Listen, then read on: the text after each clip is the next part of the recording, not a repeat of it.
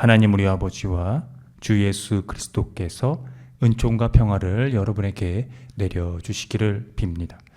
예수님과 제자들은 두 번의 이별을 해야 했습니다.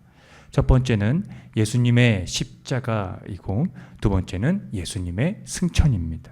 제자들은 예수님의 부재 시 겪게 될 일들을 예측하지 못했습니다. 그래서 예수님은 그들을 위해 기도하셨습니다. 그 기도의 내용이 오늘 요한복음 설교 본문의 내용입니다.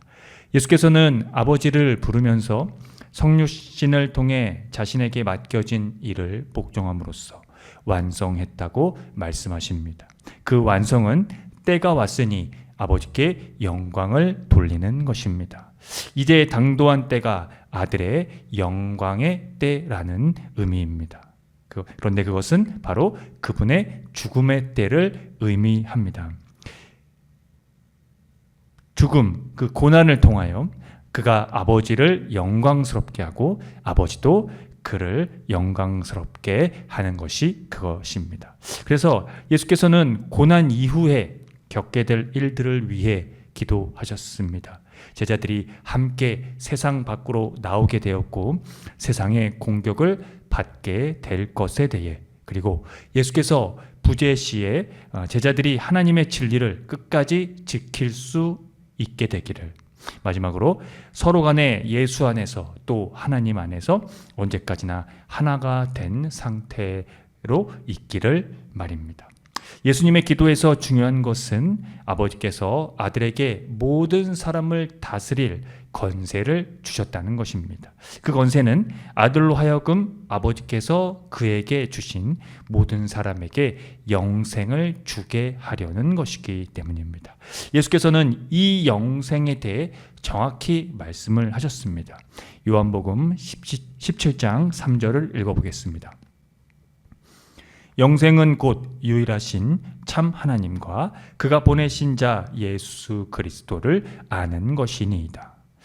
영원한 생명은 하나님을 알고 예수님을 아는 것이 생명의 필수 요건이라는 개념을 의미합니다.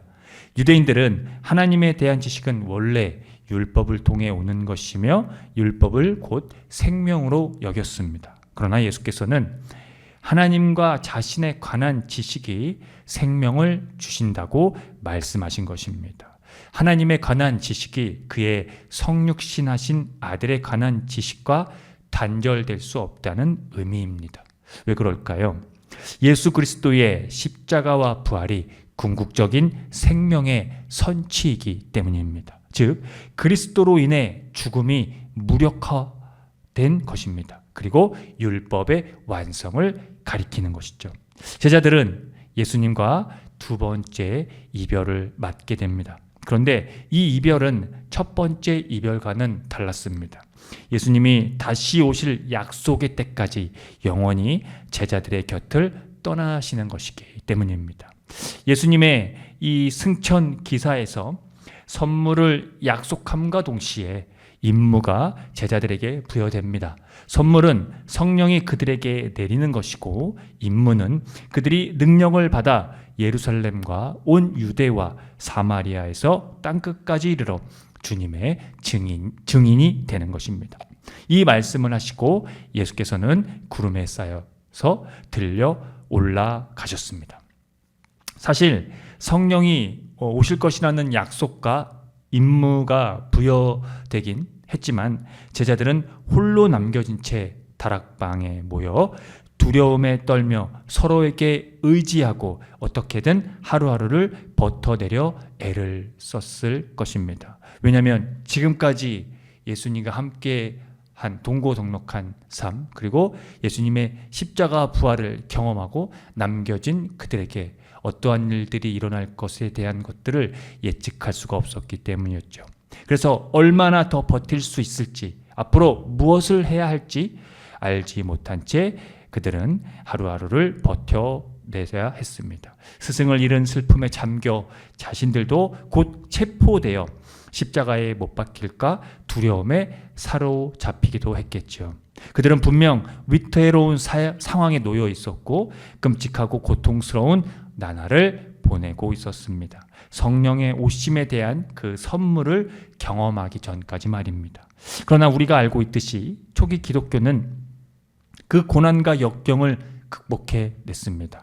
하나님과 그가 보내신 예수 그리스도를 아는 지식에서 영생이 담보됐다는 사실을 성령을 받음으로 인해서 경험했기 때문입니다.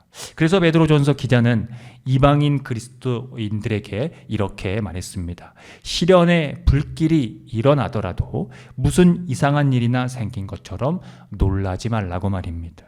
그 시련은 그리스도의 고난에 동참하는 것이니 오히려 즐거워하라고 합니다. 이는 그의 영광이 나타날 때 너희로 즐거워하고 기뻐하게 하기 위해서입니다. 우리는 이 대목에 집중해야 합니다. 이것이 바로 예수 그리스도를 아는 것이기 때문입니다. 즉 그의 고난에 동참하는 것이 말입니다.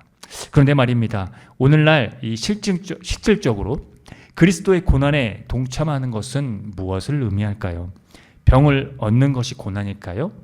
사업의 실패, 불의의 사고, 이별, 낙방, 따돌림 등이 그런 걸까요? 베드로전서 기자는 그리스도의 이름으로 모욕을 당하면 복이 있다고 했습니다만 그것은 오늘날 사실 특별한 경우를 제외하고는 우리는 모욕을 당하지 않습니다. 그래서 기자의 이 시각대로, 영적인 시각대로 설명을 하면 다음과 같습니다. 하나님의 능하신 손 아래에서 겸손해지라는 것입니다. 다른 표현으로 하면 자기를 낮추는 것이죠. 전적으로 우리를 돌보시는 하나님께 모든 걱정과 염려를 맡기는 겁니다. 즉 예수 그리스도를 아는 것, 그분의 고난에 동참하는 것은 내가 가진 고난을 내 것이 아니라고 포기하는 것을 의미합니다. 베드로전서 5장 10절을 읽어보겠습니다. 모든 은혜의 하나님 곧 그리스도 안에서 너희를 부르사 자기의 영원한 영광에 들어가게 하시니가 잠깐 고난을 당한 너희를 친히 온전하게 하시며 굳건하게 하시며 강하게 하시며 털을 견고하게 하시리라.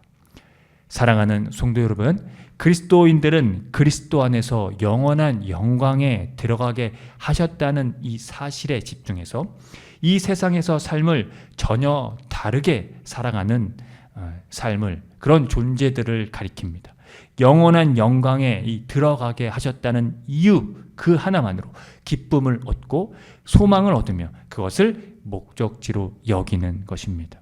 그때 우리는 어떠한 고난도 능히 이겨낼 수 있으며 중요한 것은 잠깐 고난을 당하는 우리를 하나님이 친히 온전하게 하시고 굳게 세워주시고 강하게 하시고 기초를 튼튼하게 해 주실 것입니다.